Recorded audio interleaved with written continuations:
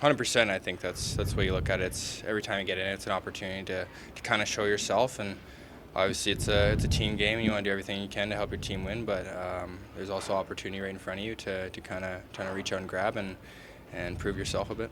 How have you felt about the way that it's developed in terms of preseason and just the entire training camp from yourself personally?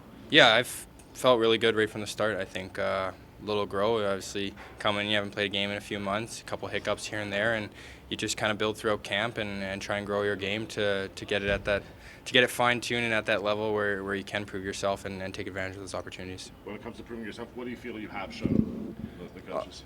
I think I've been able to show what I can do with the puck and how I can create, how I can make opportunities in the offensive zone. I think there's some work to be done in these next, or especially tonight, away from the puck. We got a pretty much full NHL roster on the other side, so I think it's going to be huge to kind of show the details of the game and kind of show that if you're in a bottom six role and whatnot, you can play those little details that are going to shut those guys down. Do you allow yourself to have that moment? I mean, you look, that Edmonton team has some global superstars on it. Is it fun to get to go up and go against them? At the end of the day, I don't think you really care. I think it's just another game, and you got to play. I think that's those guys are the best players in the world, but I think if you just stick to what you want to do and know you have to perform yourself, I don't think you're focused too much what's on the other side. You just know what you have to do. Connor, if you make the team, it might be in a fourth line role, and you're used to playing top 3, top 6 minutes. Is that a little bit of a mindset shift for you, or? Yeah, I think it's always different, but it's always something you prepare yourself for, is to have those tools to play anywhere in the lineup, on the wing, center. I think I've always been comfortable kind of playing up and down, so I've had that role before lots in the American League, so just trying, like I said, take advantage of this opportunity. I don't think it really matters at the end of the day where you're playing. It's if you get an opportunity to play in the National Hockey League, you're a pretty happy guy. So I think just going with that mindset and take every day as an opportunity and something you can build on and prove yourself. Connor, what makes you feel like you can handle that sort of third or fourth line role? Like what makes you suited for it? Yeah, I think just what I said before is I've played it before in the American League, and you kind of put yourself in a different mindset that it's not all about producing and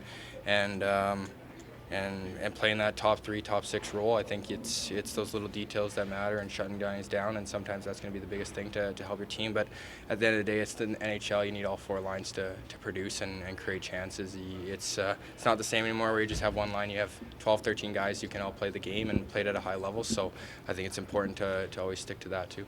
And would the mantra on that fourth line be energy, number one?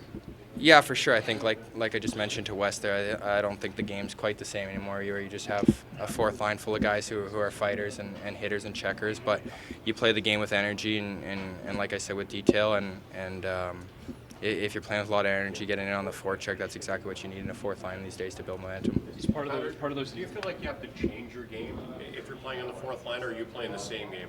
I think not too much. I think like I've mentioned, it's all detail based. It's going to be a lot of building momentum. It might be quick shifts, might not be a lot of ice time. So you take advantage of what you can do in that small amount of time to kind of make positive steps forward for your team and the next guys on the ice and leave them in a good position. I know coaches love the face-offs too, and whether they're D zone, O zone, or wherever they might be. But how much pride do you take in that part of the game, and where have you seen that grow? Yeah, it's huge. I think that's something I definitely learned in my first year in the American League. You come up against bigger, stronger guys when you're 19, 20, and you realize how important face-offs are. If you start with the puck, it's probably going to make it for a better shift than if you don't. So I think it's one of the most important part of the game. It's the first battle of every single shift. That obviously when there's a whistle, but. Like I said, it's huge. If you can start with the puck, it can be the difference between playing defense for 30 seconds or offense. So.